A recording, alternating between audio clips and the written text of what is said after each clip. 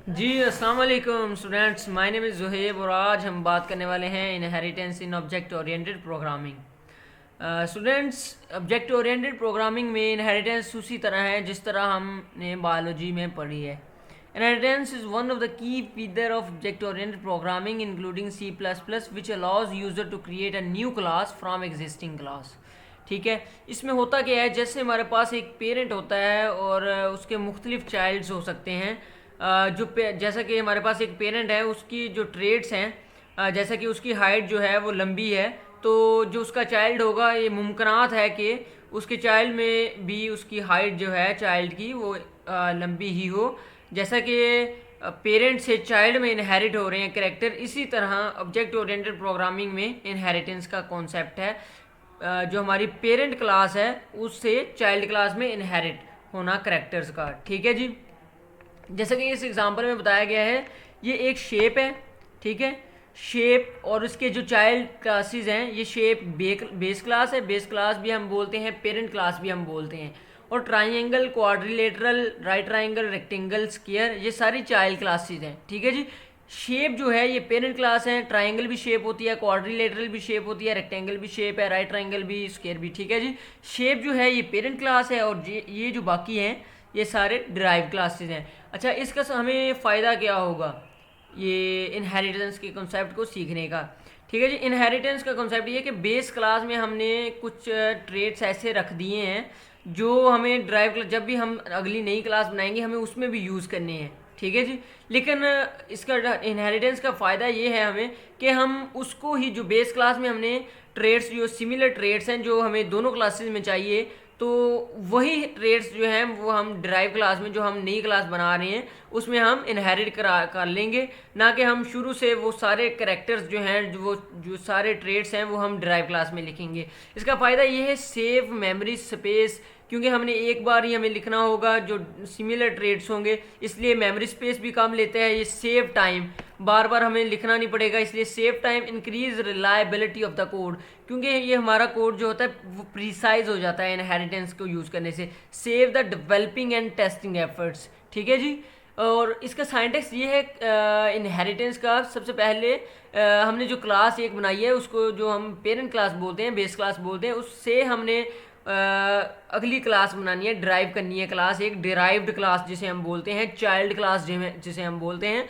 उसका साइंटेक्स ये है, सबसे पहले हमने कंपाइलर को बताना है ये एक क्लास है, क्लास लिखनी है, फिर ड्राइव क्लास नेम जो भी आप चाहें वो लिख सकते हैं। एक्सेस मोड, एक्सेस स्पेसिफायर इधर लिखना है कि किस एक्सेस में आपने जो है इनहेरिटेंस परफॉर्म करनी है, कि बेस क्लास जो है वो किस अंदाज में इनहेरिट हो, हालांकि पब्लिक में हो या प्रोटेक्टेड में हो या प्राइवेट में हो। और आगे आपने जो बेस क्लास आपने लिखी हुई है उसको आपने लिख देना है। डेव की स्क्रीन पे चलते हैं, वहाँ मैं आपको बताता हूँ ये सब कुछ करके।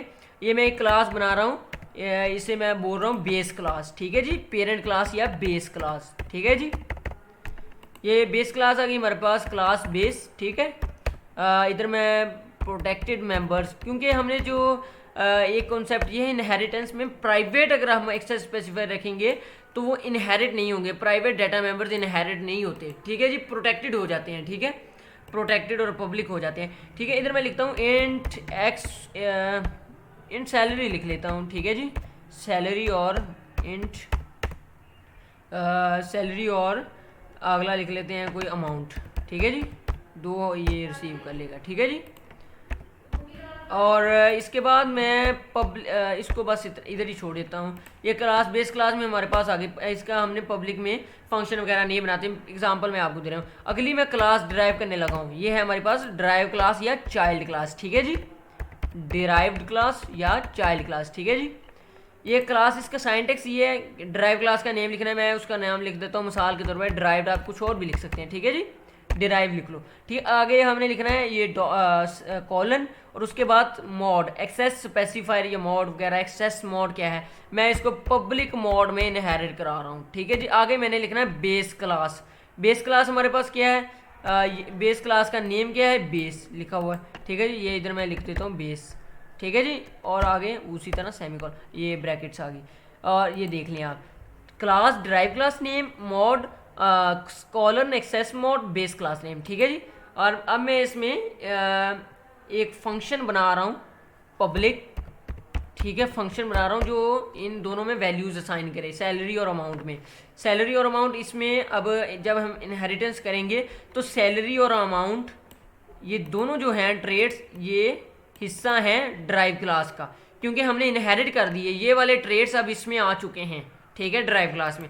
अब पब्लिक मोड में मैं वॉइड सेटर नहीं, मैं एक वही बना लेता हूँ, क्या उसका नाम होता है, कंस्ट्रक्टर मैंने बनाया, और इधर मैंने दो पैरामीटर या आर्गूमेंट मैंने रिसीव किए, इंट ए और इंट बी, ठीक है जी, इंट बी, ये लो जी, ठीक हो गया जी, इंट ए और इंट बी हो गया, सही है। अब आगे मैं इसकी वो डेफिनेशन करने लगा हूँ, मैं इधर ही ए सैलरी को ए साइन कर देता हूँ, ठीक है जी, और अपना जो अमाउंट है उसको बी साइन कर देता हूँ, इंट बी लिख लो इधर, ठीक है, ये बी में इसको वैल्यूज़ असाइन कर देता हूँ, ठीक है, ये हो गया, हाँ सेम, ये वाली ब्रैकेट्स, ठीक हो गया जी, ये हमारा कंस्ट्रक्टर हो गया। अब करना क्या है, ये अब जो दोनों ट्रेड्स हैं सैलरी और अमाउंट, ये इसमें ड्राइव क्लास में आ चुके हैं, ठीक है। अब मैं एक ऑब्जेक्ट बनाता हूँ, और मैंने अब ऑब्जेक्ट ड्राइव क्लास का बनाना है, मैंने बेस क्लास का नहीं बनाना है, आपको चेक करवाने के लिए कि हाँ कि ये जो बेस क्लास के हमारे पास मेंबर्स हैं, डाटा मेंबर्स हैं, वो इनहेरिट हुए हैं कि नहीं हुए। अब मैं एक वो ऑब्जेक्ट बना रहा हूँ, डिराइव ऑब्जेक्ट, ठीक है, क्योंकि कंस्ट्रक्टर ये ऑटोमेटिकली कॉल हो जाएगा और उसमें वैल्यूज असाइन कर देगा। आगे मैं लिख लेता हूँ सी आउट ए सैलरी और सी आउट अमाउंट, ठीक है जी। अब मैं इसको कराता हूँ रन, हैंडल कर लेते हैं साथ। अब मैं इसको इधर रिटर्न ज़ीरो भी लिखना पड़ेगा, क्योंकि हमारे पास इंटीजर, हमने मेन रिटर्न ज़ीरो लिखना पड़ेगा हमें, क्योंकि हमने इंट मेन लिखा है। तो अब मैं इसको एग्जीक्यूट करता हूँ।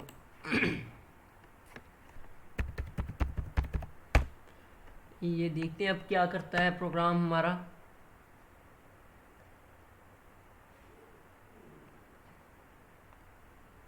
Name space, using name space, अच्छा स्पेस की हमने स्पेलिंग ही गलत लिख दिया, आपने बताया ही नहीं,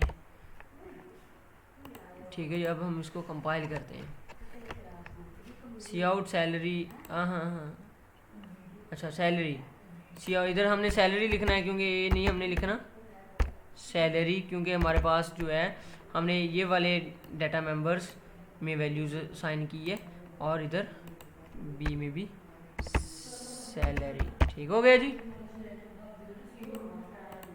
अब हम इसको एग्जीक्यूट करते हैं, सी आउट सैलरी अमाउंट, ये क्या कर रहा है, ये एरर क्यों दे रहा है। अच्छा हमने डेफिनेशन कंस्ट्रक्टर की अब ऐसे लिख लिए, और अच्छा ये सैलरी और अमाउंट को, अच्छा ये हमारे पास जो ऑब्जेक्ट है, ये कंस्ट्रक्टर दो पैरामीटर रिसीव कर रहा है, लेकिन हमने इधर कोई आर्गुमेंट पास नहीं किया। इधर मैं करवा देता हूँ 2000 और 5000। उसके बाद एक डिस्प्ले का फंक्शन बनाते हैं जो इसको डिस्प्ले करे, ये वाली को, सैलरी और अमाउंट को। इधर मैं एक लिख लेता हूँ वॉइड डिस्प्ले, ठीक है जी।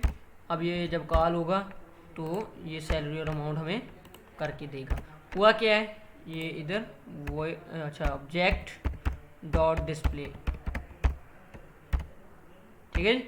अब इनहेरिट क्या हुआ है, ये दो जो फीडर थे इंट सैलरी और इंट अमाउंट, ये डिराइव क्लास में अब इनहेरिट हो चुकी हैं। हमने इधर आप देख सकते हैं कोई सैलरी और अमाउंट जो है वो नहीं लिखे, उनको इनिशियलाइज डेफिनेशन उनकी नहीं लिखी, हमने बेस क्लास में इन्हें इनिशियलाइज किया है, लेकिन हम ड्राइव क्लास में इसे यूज़ कर रहे हैं। ये हमारा था इनहेरिटेंस का कॉन्सेप्ट। अब मैं इसको आपको कंपाइल करके बता देता हूँ, ठीक है जी।